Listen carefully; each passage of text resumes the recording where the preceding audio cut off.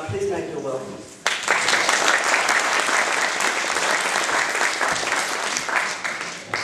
Mine is the smallest book on the book table. It comes in a series, dark with grey, because it's about darkest Melbourne in the 19th century mostly. And the crime in this book is, first of all, hire purchase, which was difficult in those days. You lost your money, you lost the article that you'd kept too long, and you went to prison. And then infanticide, as a result of baby farming. Now, baby farming didn't work financially. You got £5 with a baby, and how long would that last? So the game turned in the end for my poor subject into taking the money, lending the baby to a neighbour for the day or the afternoon, and then skipping the suburbs.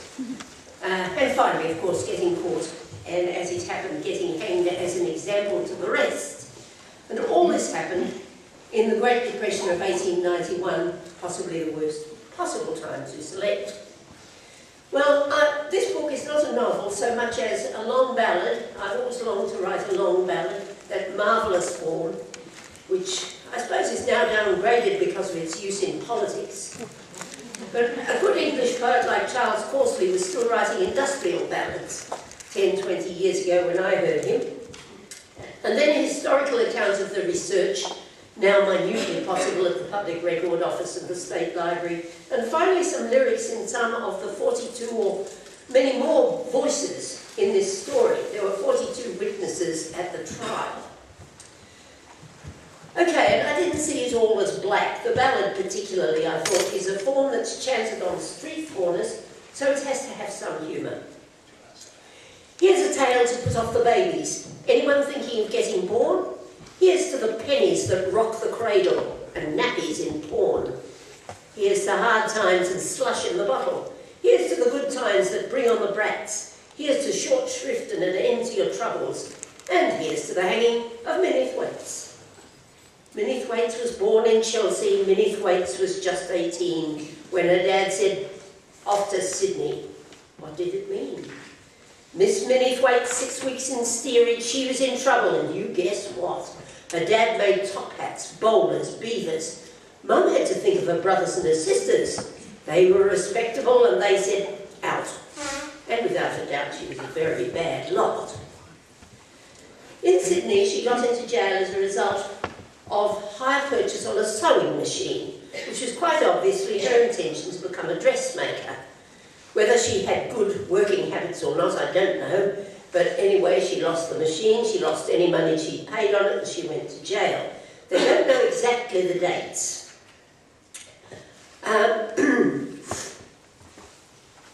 1 month, 2 months, 6 months, 12 months. Minnie's taking courses in larceny. The bailiff's man roared, "Open and deliver," and shut up Hope with an iron key.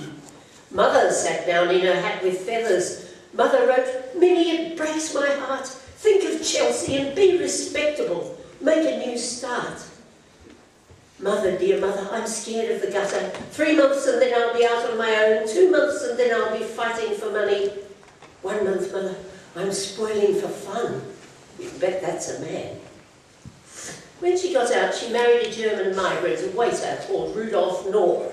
And her married name, K-N-O-R-R, is what's on her cast at the old Melbourne jail, hitched up on the left-hand side, of course, by the hangman's rope.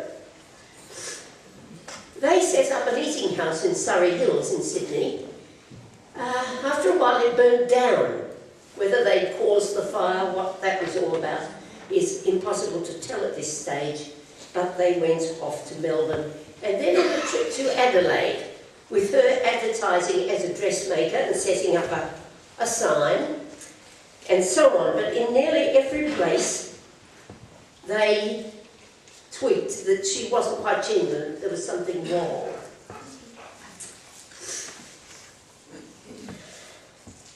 Well, at a certain stage, being pregnant, her husband in jail for hire purchase, She found herself pregnant and went to a woman's called Mrs. Walker-Den's in Melbourne, and apparently Mrs. Walker-Den was both a charitable and a practical soul who took in young women and helped them. Minnie got a bit tired of being told what to do and when to come home and all the rest of it, and found a boyfriend called Ted, a fishmonger. And Ted said, let's go off on a jaunt to Adelaide and leave Mrs. Walker-Den behind. My parents will look after your little girl, because she had a baby at Walker-Den's. Adelaide, Minnie Thwaites remembers, but Ted can kiss her and Rudy can't. She stowed little Gladys with Teddy's parents and went off on the jaunt.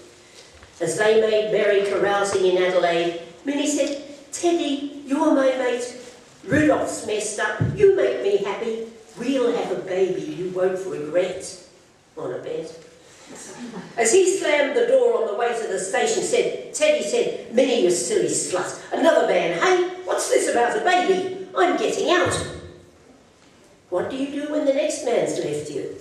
Pick up work like you did before. With Glad back east and another in your belly?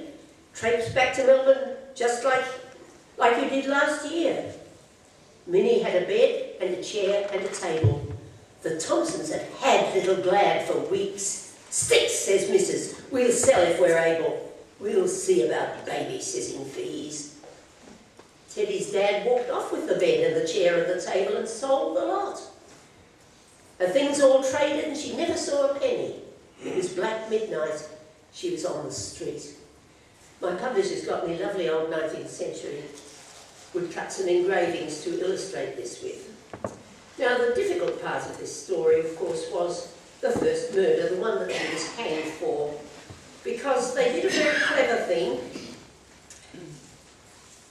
They stopped the trial after a guilty verdict had been given on one baby out of 3, and this meant that her husband wasn't involved. He'd been in prison when the first baby died, and he only came out and assisted her later. This was, well, the police seem to have summed him up as respectable and her as not, though the poem and the historical account both question the thinking on that. In the ballad, I took the best possible version. People who found babies were often supposed to get rid of the babies, and it didn't matter much how. If they died of malnutrition or whatever, you know. The mothers didn't want to know about it, and the families particularly didn't want to know about an illegitimate baby. So sometimes it was sort of accidental. But one of these babies, not the first one I think, was found with a tape around its neck. So, well, this is the first one. Minnie's housing in Moreland Street, and Teddy comes over, the boyfriend again. As they sat down to the next and the next cup, Minnie said, Teddy, my heart is sore. I think I've got baby Creighton fixed up. I need love too, and you love me no more. 12 months, 13, 14, Rudy will soon be out again and coming home. I'm in a pickle. Well, he's no prude. Still, he's bound to ask where the new babe's from. As they tipped back the next and the next cup, Teddy said, Minnie, your head's not right. He can't mend matters, he needs a leg up, and he can't skite. All you do is keep rocking cradles. Hear that kid yowl? And counting the pence and buttering up the bleeding aunt neighbours, and give it a rest if you've got any sense. 1 step, 2 steps, 3 steps, Minnie made to the cradle. She was good and mad. He's a brute and he's a bully. She grabbed the tiny little worry of a baby, and then it was dead. Minnie stood stock still, stone cold sober. Was it me that did it? Or was it before? He emptied the bottle and rolled on over. You, that's torn it. You're up for the law. Teddy, oh Teddy, I must find a baby. Track down another the mother won't check. First thing in the morning, go out with a spade, see, and make sure the dirt is up over its neck. Early next morning, there's 10-year-old Harriet starting at 5 bob a week as maid. So hide the body, hand it to bury it, send for a spade, lock the back door, dig in the backyard, cover the baby, you'll see it no more. She scrubbed the spade and returned it by Harriet and took in yesterday's milk, turned sour. Here's a day for angels to shudder. Anyone thinking of passing on? Baby slipped off light as a shadow, buried and gone. Here's to the baby she got from a barmaid and renamed Creighton to send out to nurse. And Minnie, up to her neck in farming, packing her bags and bound to do better. Okay, corny old joke. Anyway, I've done a whole historical account, what the research came up with, in the middle of this book, including descriptions of her and what she sang in jail and the petitions and so forth. And at the end, I did a number of lyrics, because there are all sorts of voices. Let me see what the time is. I'm sworn to be a good girl, you see. I did one for her as a lone woman, because a lot of the time she did have to cope on her own and she clearly wasn't quite capable.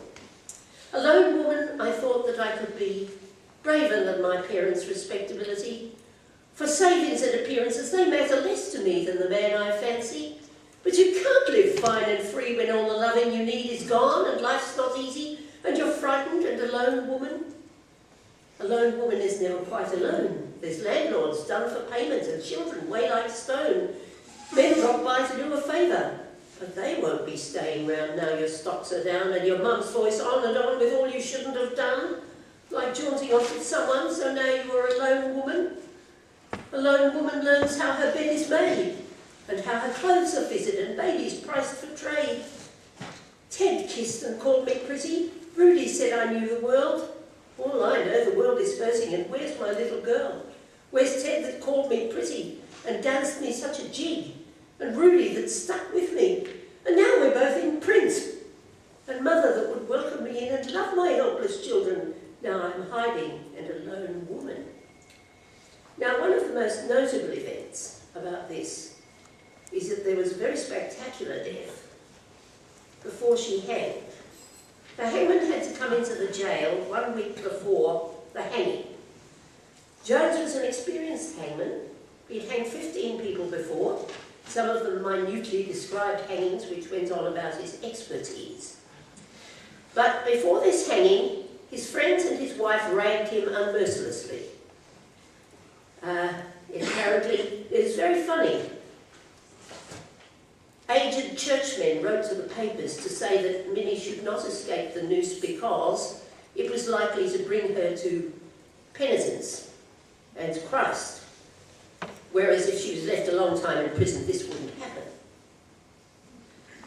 And on the other hand, people thought it rather prurient, somebody hanging a woman. I think there was something about the physical contact involved, the power. Anyway, Jones came into prison a week before the hanging, as he had to. An hour later, he was called for by the governor of the jail. They had to break down the door, and they found him with razor cuts to both sides of his neck, dead, over the bar. Jones the hangman is a lag. Jones the lag got lucky. Jones landed the hangman's job, keeps him busy Mondays. He's the one they scare the lads with. He's the artist with the cat. He's the one lays on the lashes, Jones, the keeper of the gallows. Ties the neckties for the gentry. No one finds a service lacking in our model penitentiary. Turns all heads, says Jones the hangman. Now he's hanging of a woman. She's a handful, she's a right and killing bugs. She got it coming. Bit of monstering, get her frightened. Now they'll say as he's inhuman. Now they'll tell him ladies like it. Hangman's hands to slip the noose on and watch her swoon with the excitement. Got a lay there, lady friend, hey? Hey? Find out what the boyfriend handled. Touch her up and feel her tremble.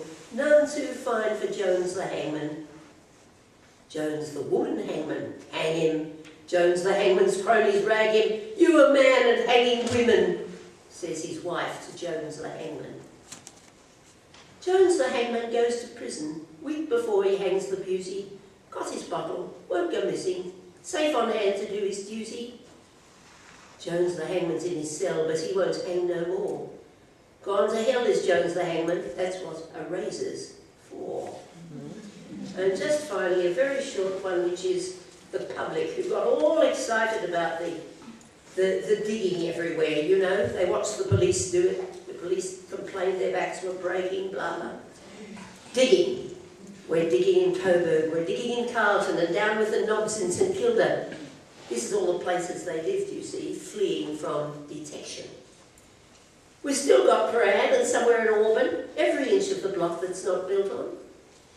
Down near our fence there's a terrible smell. One more case of the slaughter of babies. Bodies east, bodies west. Give the coppers no rest in the good cause of corpuses. Habeas, forgive me, Latinist. Every mother can see any baby might be her own little grandson or daughter. Melbourne's shame is a she. So we're digging down deep in the clay, and our claim is, we've caught her.